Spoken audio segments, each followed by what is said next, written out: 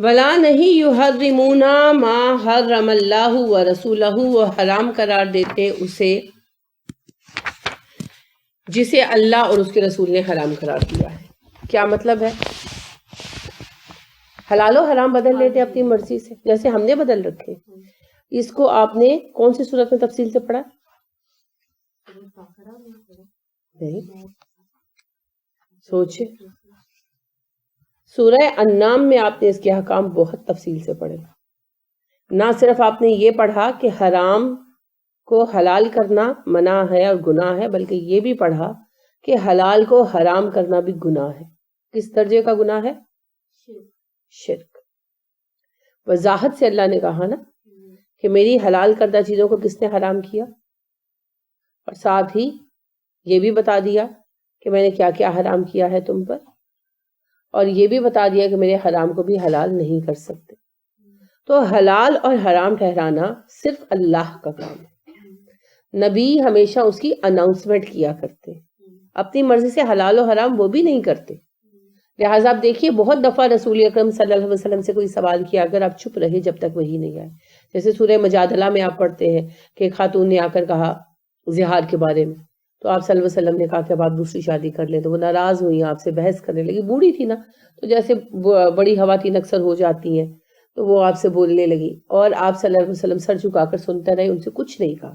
وہ چلی گئی روتی ہوئی، اور پھر جب آیات اتری تو ان کو بلوایا اور حکم سنایا۔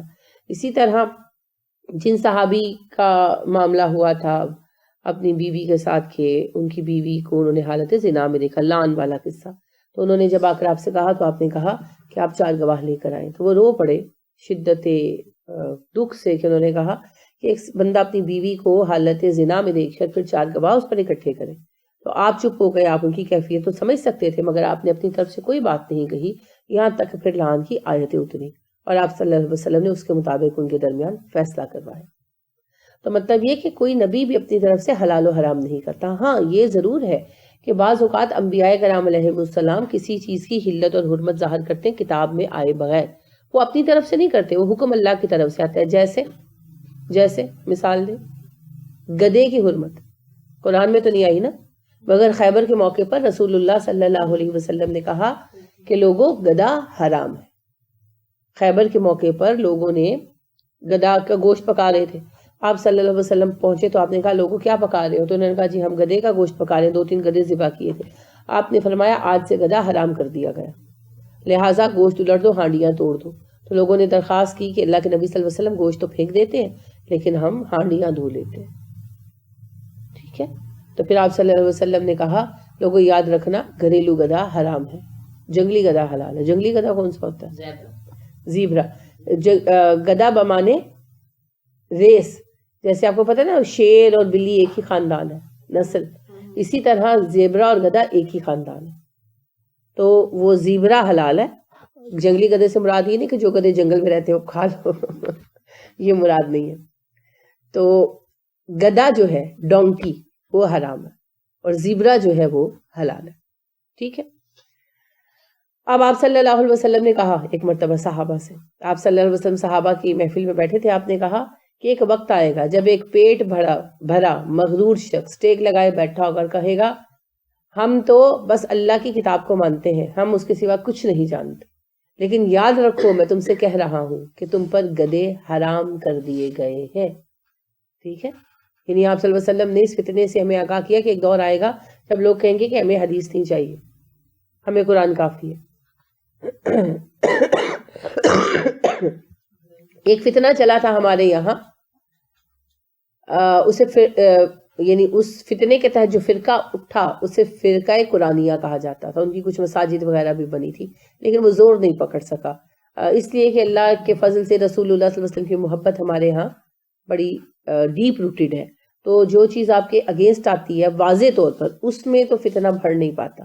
ہاں آپ کی محبت کو ٹول بنا کر جو فتنے اٹھائے جاتے ہیں نا وہ بڑھ جاتے ہیں، تو جیسے شرک اور بدعت کا فتنہ بڑھا ہوا، تو انہوں نے یہ کہانی اٹھائی تھی کہ ہمیں اللہ کی کتاب کافی ہے، ہمیں حدیث نہیں چاہیے، تو انہوں نے نماز بھی ختم کر دی کیونکہ نماز کا طریقہ قرآن میں نہیں ہے نا، تو انہوں نے کہا کہ جی صلاۃ تو بس دعا مانگنے کا نام ہے، تو یہ 5 وقتہ نماز کہاں سے آ گئی؟ تو لیکن وہی بات ہے کہ وہ فتنہ الحمدللہ کامیاب نہیں ہو سکا. وجہ وہی ہے کہ رسول اللہ صلی اللہ علیہ وسلم کی محبت اتنی ڈیپ روٹیڈ ہے ہمارے دلوں کے اندر کہ جو آپ صلی اللہ علیہ وسلم کو چھوڑ کر آگے بڑھنا چاہتا ہے اس کے ساتھ لوگ نہیں ہوتے.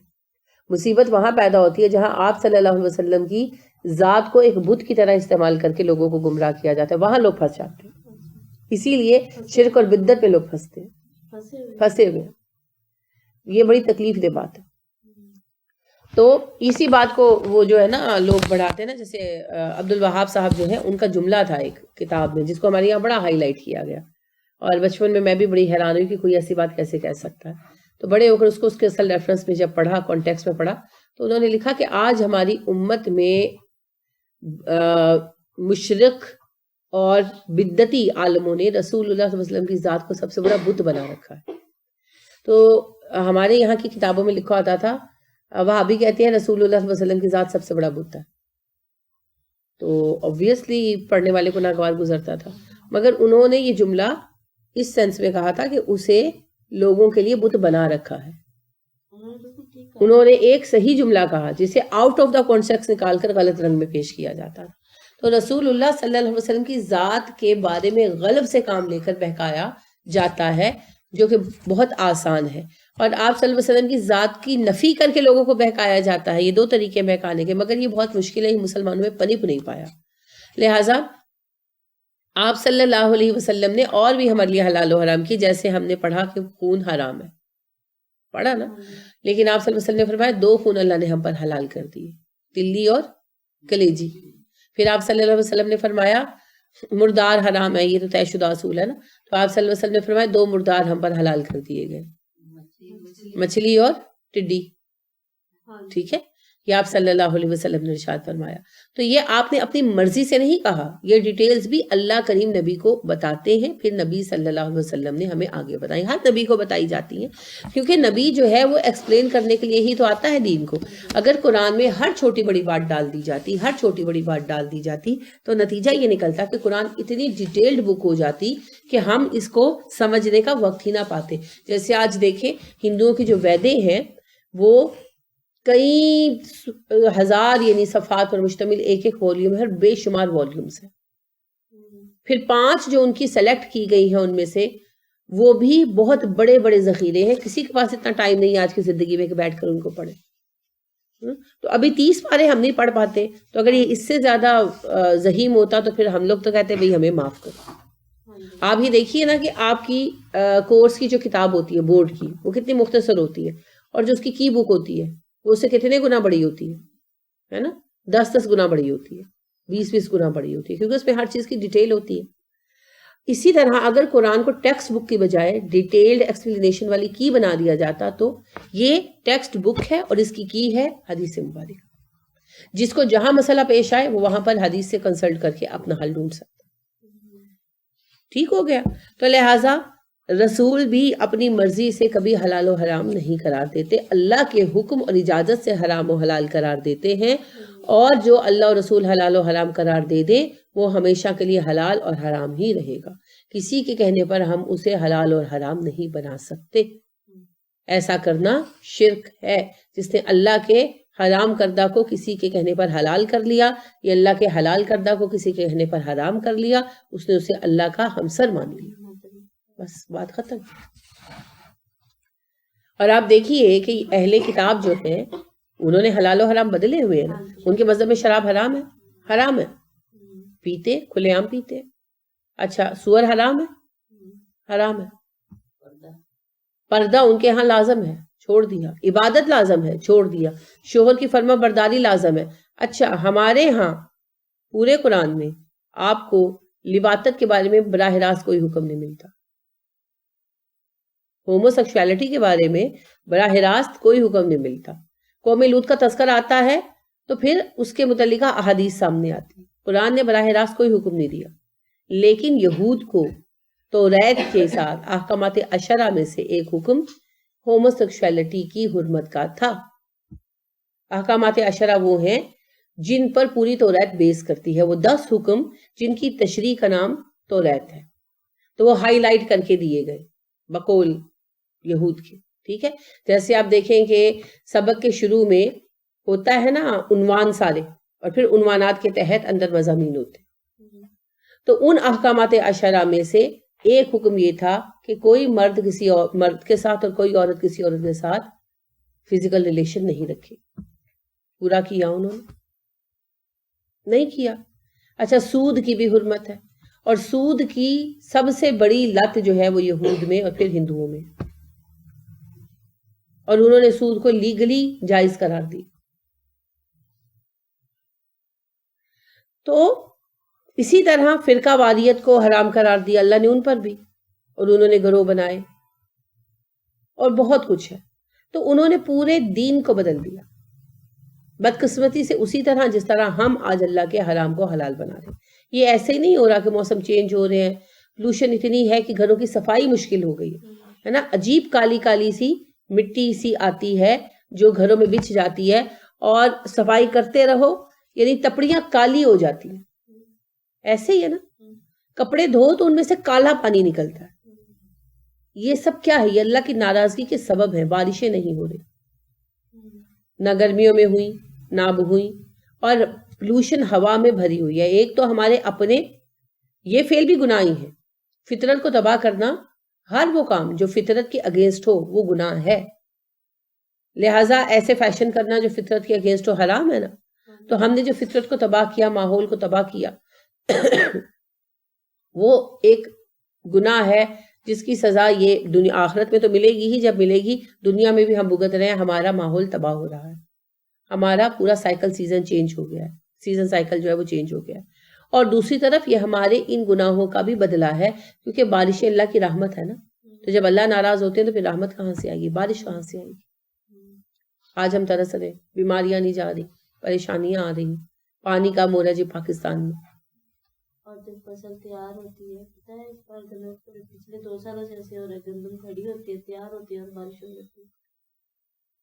پتہ کیا ہے؟ اللہ رب کریم کی ناراضگی کے اسباب ہے، اور ہم نے ان اسباب کو کم کرنے کی کوشش نہیں کی.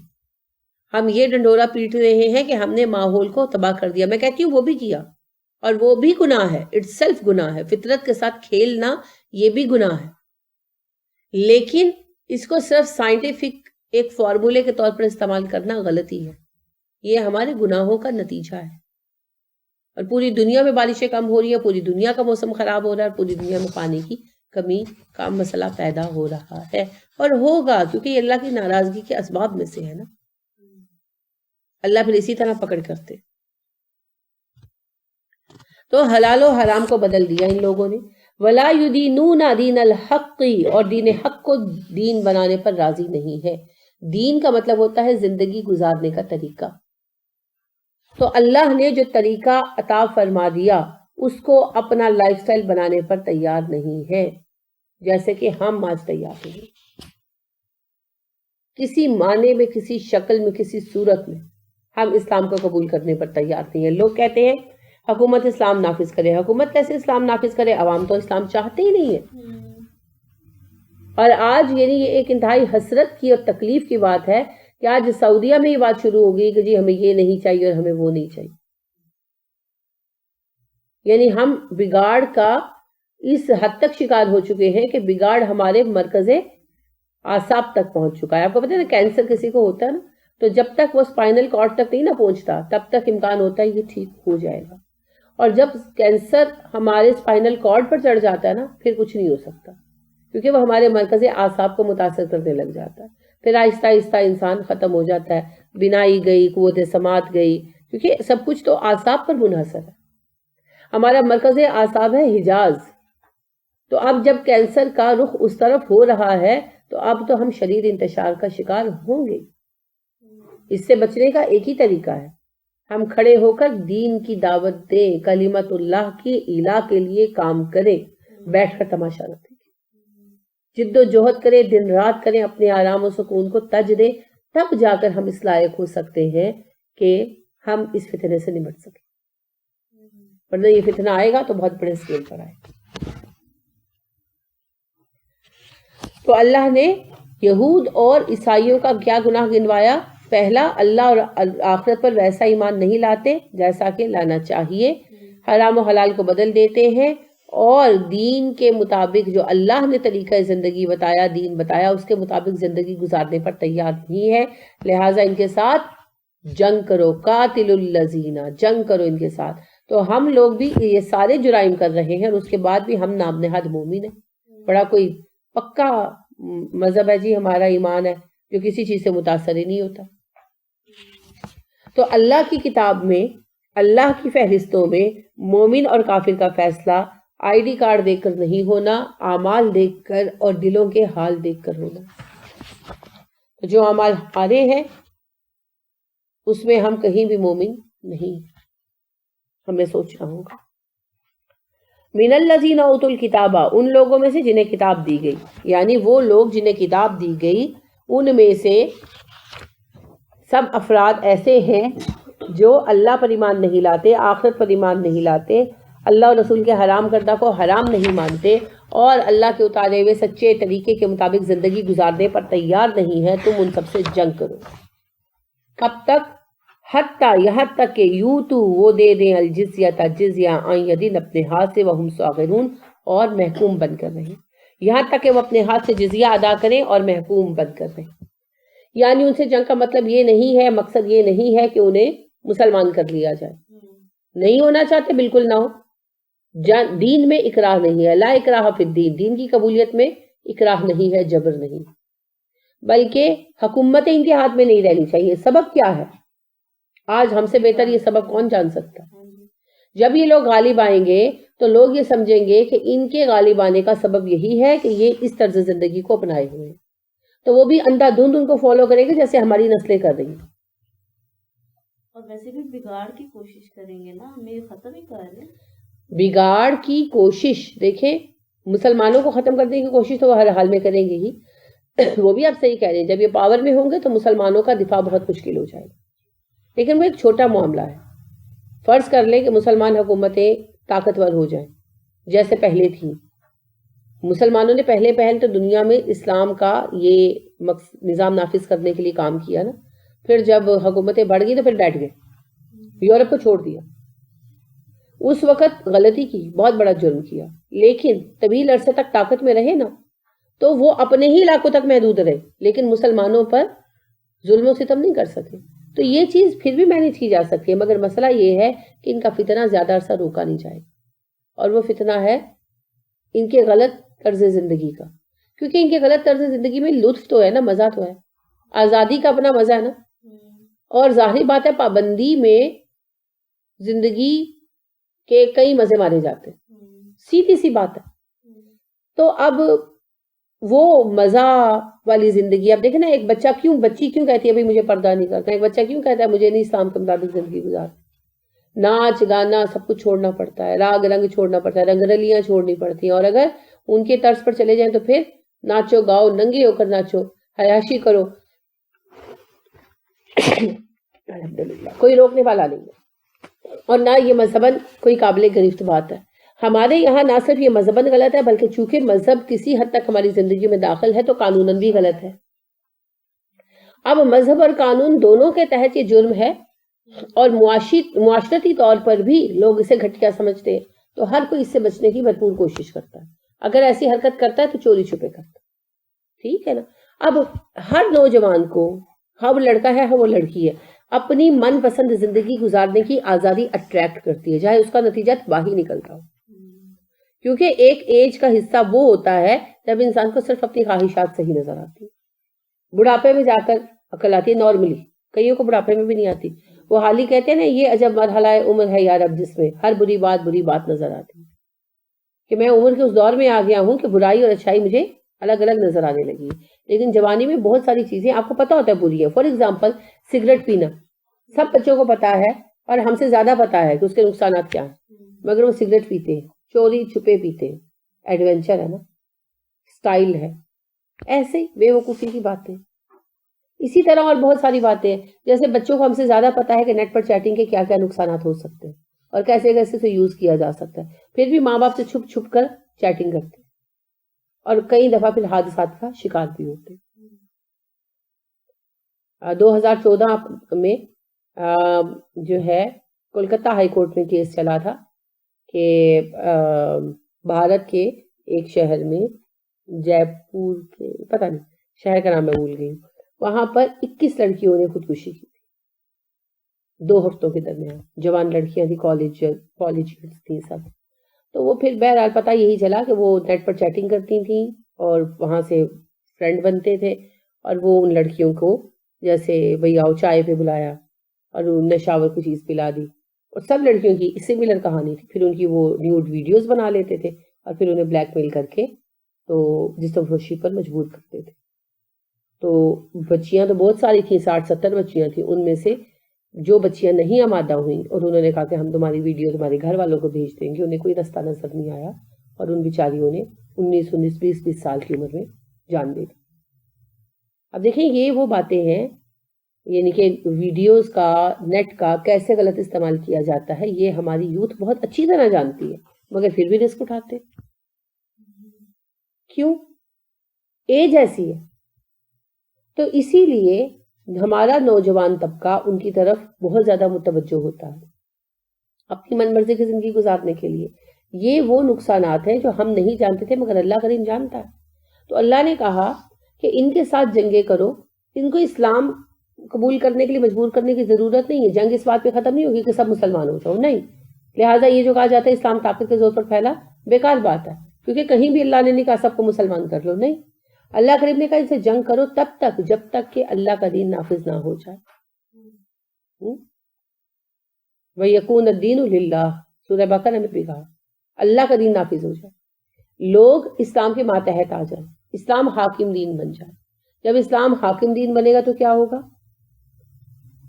اسلام کے قوانین نافذ ہو جائیں گے نا. جیسے شراب حرام ہے، پروسٹیٹیوشن حرام ہے. اب آپ دیکھیے جتنے بھی ممالک ہیں بھارت سمیت یہاں پر پروسٹیٹیوشن جائز ہے. لائسنس لے لو اور پروسٹیٹیوشن کرو.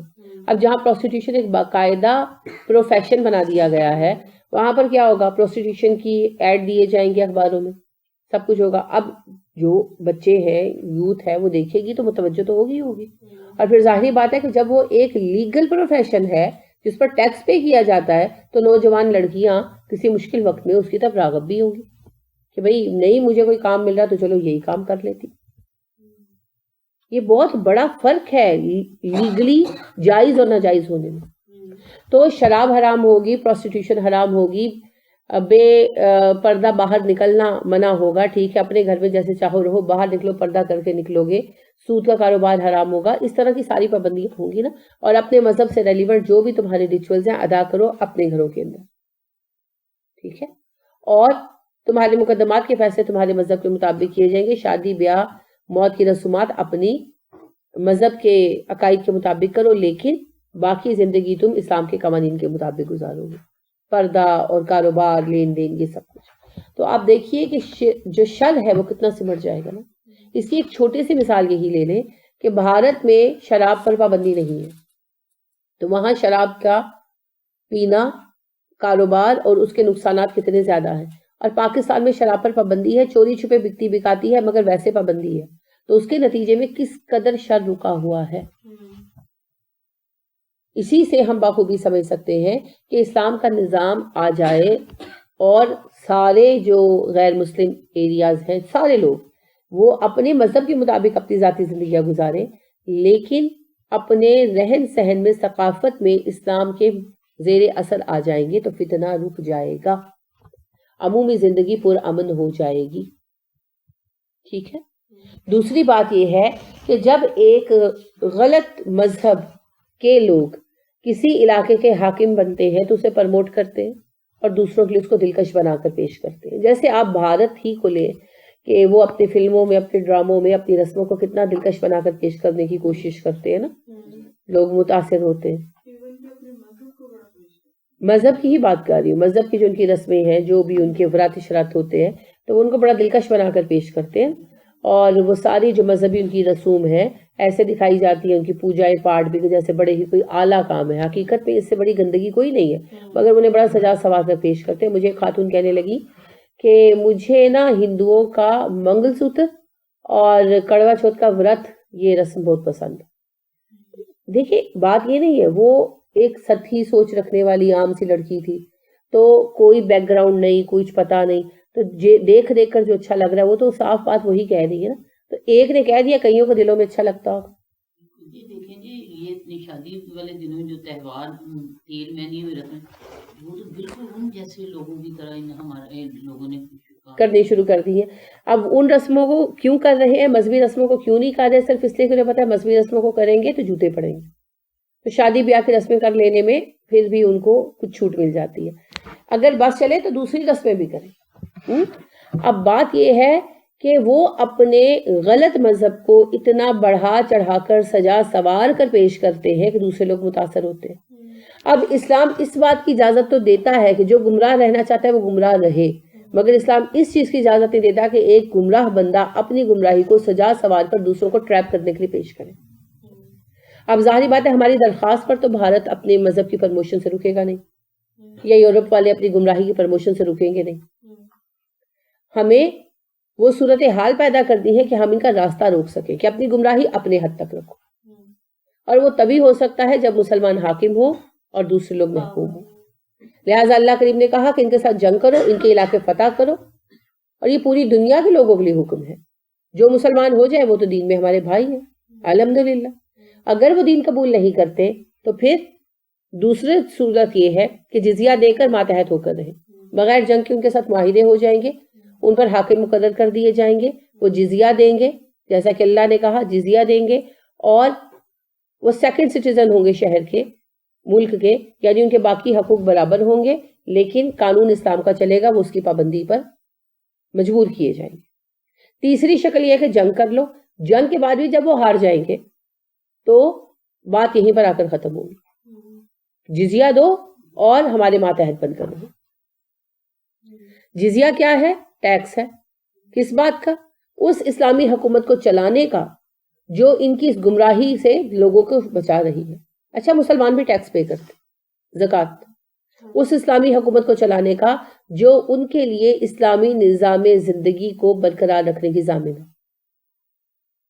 ٹھیک ہے، لیکن دونوں ٹیکسوں میں بڑا فرق ہے. ایک اللہ کی رضا کے ساتھ پے کیا جا رہا ہے معزز بن کر، اور دوسرا اللہ کی ناراضگی کے ساتھ دیا جا رہا ہے محکوم بن کر. لہذا فرق ہے. مسلمان ٹیکس پے کرتے ہیں زکوٰۃ کی شکل میں اس لیے کہ وہ اسلامی نظام جو ہمیں اللہ کے دین پر چلنے میں ممد و معاون ہو رہا ہے برقرار رہے اور اس کا سلسلہ چلتا رہے. اور غیر مسلم ذمی اس لیے جزیہ ادا کرتے ہیں کہ ہمارے پھیلائے ہوئے شر سے، ہمارے پھیلائے ہوئے گند سے جو دنیا کو بچا رہے ہیں، تو ہم ان کو ٹیکس پے کریں تاکہ یہ ہمارے شر سے لوگوں کو بچائے ہی رکھیں. دونوں کے مقاصد میں فرق ہے. حفاظت کریں نا، نہیں، غلط فہمی ہے. اس لیے جزیہ دے رہے ہیں نا کہ مسلمان ان کی حفاظت کریں گے. نہیں، دوسری قوم ان پر حملہ آور نہیں. دیکھیے پتہ کیا ہے، یہ جزیہ کی غلط جسٹیفیکیشن ہے. یہ جزیہ کی غلط جسٹیفیکیشن ہے. جب 19 سینچری میں مسلمان پوری طرح سے محکوم ہوئے اور اسلام کو بہت بدنام کیا گیا تو لوگوں نے بڑی جسٹیفیکیشنز پیش کرنی شروع کی. یہ انہی میں سے ایک جسٹیفیکیشن ہے. یہ وار فنڈ نہیں ہے.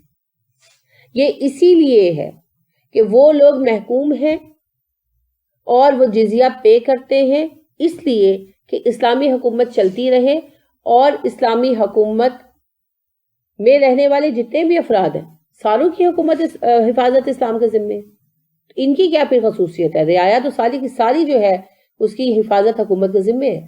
اگر حکومت ان کی حفاظت نہیں کر سکتی، حکومت کی اہل ہی نہیں ہے. پروٹیکشن دینا تو ان کا فرض ہے. یہ اس لیے ہے تاکہ ٹیکس تو ہر شہری کو دینا ہوتا ہے، لیکن ان میں فرق کر دیا گیا. ہر شہری کو ٹیکس دینا ہوتا ہے. اسلام میں ٹیکس کے لیے زکوٰۃ رکھی گئی اور اس کے علاوہ صدقات اپنی مرضی سے. لیکن زکوٰۃ ہم اس لیے دیتے ہیں کہ اللہ رب کریم ہم سے خوش ہو جائے، اور مقصد یہ ہوتا ہے کہ حکومت چلتی رہے اور حکومت کو آسانی ہو اپنے کام کرنے میں. ضمنی بھی ٹیکس دیتے ہیں جسے جزیہ کہا جاتا ہے، اسی لیے دیتے ہیں کہ حکومت اپنے اخراجات پورے کرے.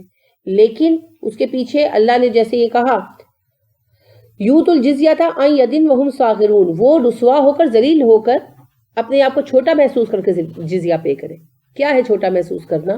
کہ ہم نے جو دنیا کے لیے رکاوٹیں اور مسائل پیش کر رکھے ہیں ان مسائل ہی کی روک تھام کے لیے حکومت کام کر رہی ہے. تو ہم اسی کے لیے اب حکومت کو ہیلپ آؤٹ کرنے کے ذمہ دار ہیں. یہ بہت معروف بات کہی جاتی ہے کہ جزیہ وار فنڈ ہے، لیکن یہ بات درست نہیں ہے، کہیں بھی یہ بات ثابت نہیں ہوتی.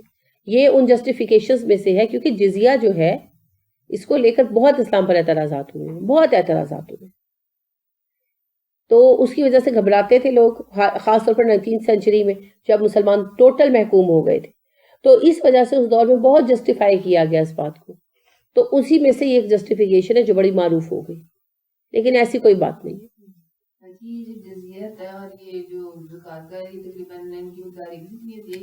نہیں، جزیہ جو ہے اس کی کوئی خاص مقدار نہیں ہے، حاکم خود طے کرتا ہے، اور ہر ایک کے لیے یکساں نہیں ہوتی. غریب کے لیے کم ہوتی ہے، امیر کے لیے زیادہ ہوتی ہے.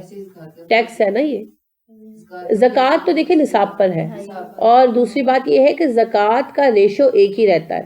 مال زیادہ یا کم ہونے سے زکوٰۃ کم یا زیادہ ہوتی ہے. زکوٰۃ ہر حال میں 2.5% ہے، ٹھیک ہے، اور نصاب کے بغیر نہیں ہوتی. وہ حاکم طے نہیں کرتا، وہ تو اللہ نے طے کر دی ہے. لیکن جزیہ جو ہے اس کی کوئی خاص مقدار نہیں دی گئی. جزیہ وقت اور ضرورت کے مطابق اور تنخواہ وغیرہ کے اسکیل کے مطابق حاکم خود طے کرے گا، چاہے وہ 1 روپیہ رکھے، یعنی کہ معمولی ترین پیسے رکھے، اپنے وقت کے حساب سے وہ طے کرے گا.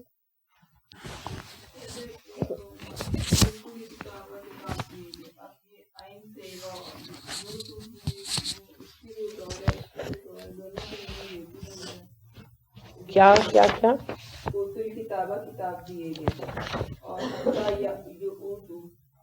نہیں، دونوں کی روٹ ایک کیسی ہے؟ اوت الکتابہ عطا یاتو سے ہے. یہ کتاب میں دیے گیا اور وہ جو جزیہ دینا ہے وہ دیے گیا، یہ چیز ہے نا؟ نہیں، یہ بات نہیں ہے. عطا اور عطا یعنی عین توئے کے ساتھ عطا اور الف تے کے ساتھ عطا، ان دونوں کا مفہوم دینا ہی ہے، لیکن یہ ویرائٹی ہے. جیسے اردو میں بھی ہم مختلف الفاظ کسی ایک چیز کے لیے استعمال کرتے ہیں نا، کہ آپ لے لیجئے، آپ پکڑ لیجئے، تھام لیجئے، سب کا مطلب ایک ہی ہے، لیکن الفاظ کی ویرائٹی ہے. اسی طرح عطا یاتو سے ہے، عطا سے ہے، یہ اردو میں استعمال نہیں ہوتا. ایتا الزکاۃ وغیرہ والا پڑھتے ہیں نا، یہ ٹرم اردو میں استعمال نہیں ہوتی، ٹھیک ہے. تو یہ عربی کے لیے ہی خاص رہ گئی ہے، لیکن عطا یاتو سے ہے. عین توئے واؤ یا عین توئے یا، ٹھیک ہے. اور یہ اردو میں عطا استعمال ہوتا ہے، آپ کی عطا ہے، اللہ مجھے حج کی زیارت عطا کرے، جی عطائے ربی. تو دونوں کا مفہوم ایک ہی ہے اردو میں، لیکن ورائٹی ہے الفاظ کی. روٹس چینج ہے، الفاظ مختلف ہیں. ہم معنی الفاظ ہوتے ہیں نا، یہ وہ ہے. یہاں پر ہمارا کون سا رکوع ختم ہو رہا ہے؟ چوتھا. اب ایک رکوع اور رہ گیا، اس کے بعد آپ دیکھیں گے موضوع چینج ہو جائے گا کسی حد تک. خیر، چلیے یہاں سے کل پڑھیں گے انشاءاللہ. السلام علیکم ورحمۃ اللہ وبرکاتہ. سبحانک اللہم وبحمدک، نشہد ان لا الہ الا انت، نستغفرک ونتوب الیک. السلام علیکم ورحمۃ اللہ وبرکاتہ. آج ماشاءاللہ